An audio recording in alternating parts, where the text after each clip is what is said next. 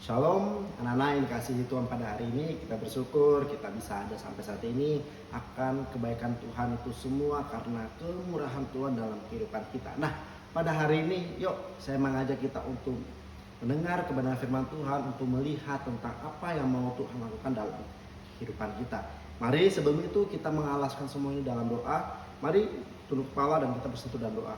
Terima kasih Tuhan akan kebaikan-Mu. Terima kasih kami bersyukur akan kebaikan-Mu sehingga pada hari ini Tuhan kami datang kepadamu untuk mendengar dan membaca kebenaran firman-Mu, sehingga biarlah apa yang kami dengar dan apa yang kami bahas ini Tuhan bisa menjadi rema dalam kehidupan kami Bapa. Terima kasih tuntun kami dalam Roh Kudus-Mu Bapa, sehingga kami bisa mendengarnya dengan baik Bapa. Terima kasih, kami bersyukur hanya dalam nama Yesus Kristus. Haleluya. Amin. Nah, tahu nggak, pada hari ini, akhir-akhir ini banyak kejadian-kejadian yang nggak terduga. Mungkin kita bisa melihat di media sosial yang kita bisa membayangkan kenapa keadilan itu sulit digapai. Kenapa keadilan itu sulit untuk dicapai.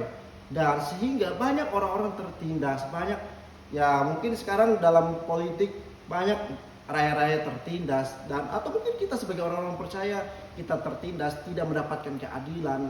Nah, justru itu akan menjadi pertanyaan bagi kita. Mengapa Tuhan nggak bertindak? Mengapa Tuhan seolah-olah berdiam diri saja? Kenapa banyak orang-orang percaya, anak-anak Tuhan tertindas oleh orang-orang tidak benar? Banyak anak-anak Tuhan yang jatuh hidupnya, sulit hidupnya menghadapi kehidupan ini. Kenapa Tuhan tuh nggak bergerak gitu loh? Kenapa Tuhan tuh nggak langsung angkat demikian? Tapi yuk pada hari ini kita mau belajar dan melihat tindakan Allah.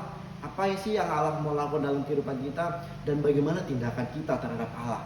Nah, pada hari ini yuk kita sama-sama melihat dalam Alkitab kita yang terdapat dalam kitab Habakuk pasal yang kedua ayat 1 sampai 5. Demikian firman berkata bahwa aku mau berdiri di tempat pengintaianku dan berdiri tegak di menara. Aku mau meninjau dan menantikan apa yang akan difirmankannya kepadaku dan apa yang akan dijawabnya atas pengaduanku.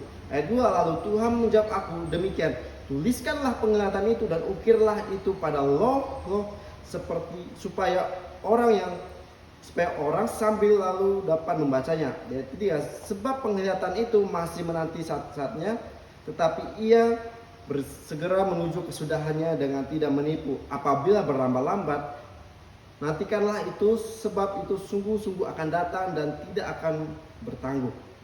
Di ayat 4, sesungguhnya orang yang membusungkan dada tidak lurus hatinya, tetapi orang yang benar akan hidup oleh percayanya. Orang sombong dan hina dia yang belagak, tetapi ia tidak akan ada. Ia menanggalkan mulutnya seperti dunia orang mati dan tidak kenyang seperti maut, sehingga segala suku bangsa dikumpulkannya dan segala bangsa dihimpunkannya. Baik, dalam pembicaraan firman pada hari ini, tema yang kita angkat pada hari ini bisa kita dengar yaitu orang benar akan hidup karena iman. Orang benar akan hidup karena iman. Nah, ada dua alasan mengapa orang benar bisa hidup oleh karena imannya. Nah, yang pertama di sini adalah karena iman menanti pengharapan di ayat 1 sampai 3. Poin pertama, karena imanku menanti pengharapan di ayat 1 sampai 3. Saya akan membacakan ulang. Aku mau berdiri di tempat pengintaianku dan berdiri tegak di menara. Aku mau meninjau dan menantikan apa yang difirmannya kepadaku dan apa yang akan dijawabnya atas pengaduanku. Lalu Tuhan menjawab aku demikian, tuliskanlah penglihatan itu dan ukirlah itu pada loh supaya orang sambil lalu dapat membacanya. Ayat 3, sebab penglihatan itu masih menanti saatnya, tetapi ia segera menuju kesudahannya dengan tidak menipu. Apabila berlambat-lambat, nantikanlah itu, sebab itu sungguh-sungguh akan datang dan tidak akan bertangguh. Nah, dalam ayat 1 ini menggambarkan tentang aku mau berdiri di tempat pengintaianku. Ketika ini sebuah ungkapan ketika Habakuk melihat bagaimana bangsa Yehuda, umat yang dipilih Allah itu sangat bobrok kehidupannya, sangat rusak kehidupannya, sehingga Tuhan melihat dan sehingga Habakuk berkata bahwa Tuhan, di manakah letak keadilanmu? Habakuk melihat orang-orang kecil, orang-orang percaya ditindas oleh orang-orang fasik, sehingga itu menjadi kesedihan bagi Habakuk. Nah, tetapi kita bisa melihat kenapa Tuhan tuh nggak bertindak. Seharusnya Tuhan tuh langsung aja mungkin kalau melihat orang-orang percaya melihat anak-anak yang ditindas itu sosial tuh langsung angkat gitu. Tapi pada kenyataannya enggak demikian. Dan ini menjadi pertanyaan penting mengapa keadilan tidak muncul. Nah, ungkapan inilah yang menjadi seruan Habakuk, ungkapan inilah menjadi keluh kesah Habakuk. Akan tetapi kita bisa mempelajari tentang Habakuk, dia punya pendirian kokoh. Sekalipun dia melihat cara Tuhan, kenapa Tuhan yang berdiam, kenapa Tuhan gak bergerak, tapi Habakuk tetap mau percaya Tuhan. Habakuk tetap mau berdiri teguh tentang keyakinan dia. Nah, hal ini dapat kita pelajari bagaimana kita sebagai anak-anak Tuhan. Yuk kita mulai coba berharap. Yuk kita mulai coba percaya kembali kepada Tuhan.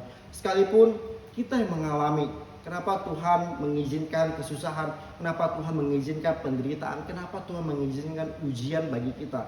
Tetapi nyatanya pada hari ini yuk kita belajar untuk kembali berharap. Mari kita kembali beriman kepada Yesus.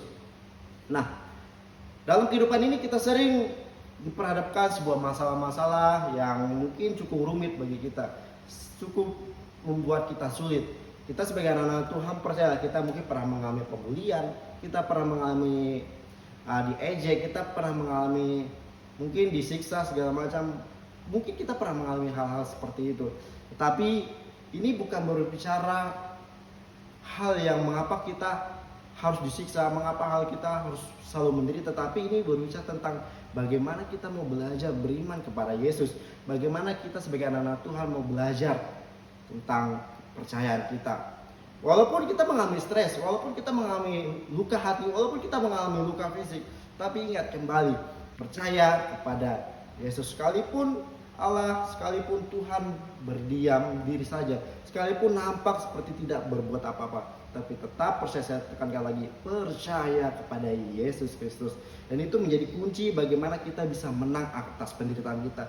Itu menjadi kunci bagaimana kita bisa menang atas ujian kita. Itu bisa menjadi kunci bagaimana kita bisa menang akan kesulitan kita. Nah, Tuhan memperlakukan kita banyak hal, berbeda-beda yang kita alami. Tapi yuk, kadang kita secara mata mungkin secara logika nggak dimasuk akal lah kenapa Tuhan melakukan seperti itu. Tetapi saya katakan lagi, percaya. Nah, yang kedua, bagaimana kita sebagai orang percaya bisa memiliki iman yang penuh kepada Allah.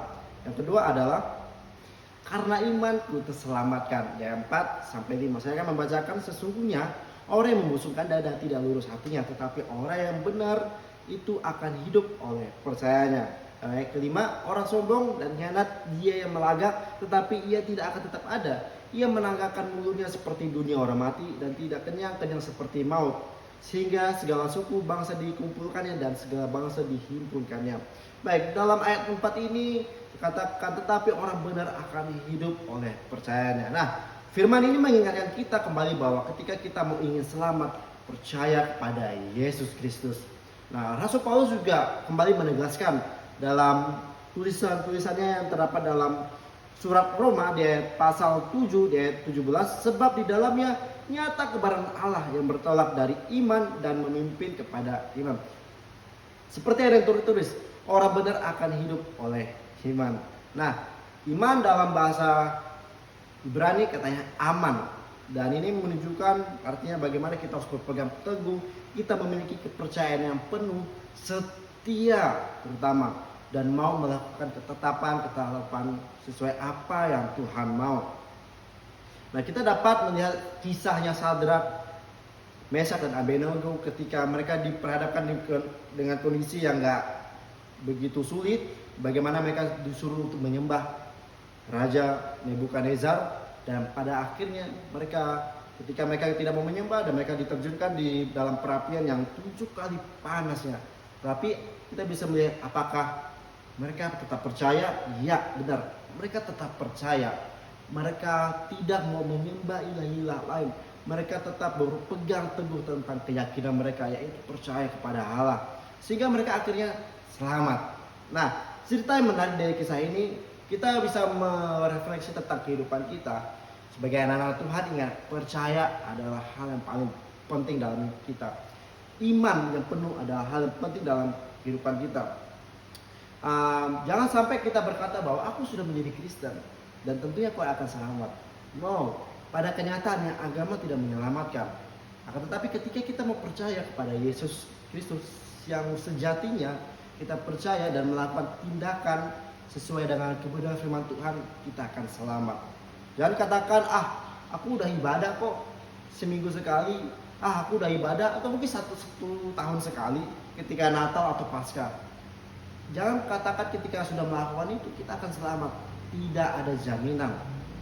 Tetapi jaminannya adalah ketika kita mau percaya bahwa Yesus yang sejatinya turun dari surga untuk ke bumi menembus dosa-dosa manusia. Ketika kita percaya bahwa ialah juru selamat yang menembus kita, maka kita akan hidup dalam kekalahan yang abadi.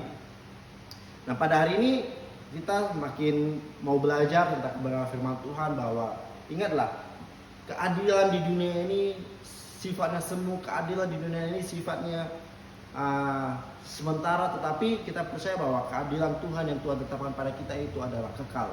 Nah, makanya dari itu yuk kita sama-sama belajar. Ketika kita lemah, ketika kita kondisi tidak kuat, yuk kita saling menopang satu sama lain, kita saling menghibur satu sama lain, sehingga kita bisa sama-sama berjalan bersama Yesus Kristus dalam kehidupan ini. Sekian dari firman pada hari ini, biarlah kita belajar tentang iman yang penuh di dalam Tuhan. Amin. Kiranya Tuhan Yesus memberkati dalam setiap kehidupan kita, biarlah kita semakin belajar. Terima kasih dan God bless you.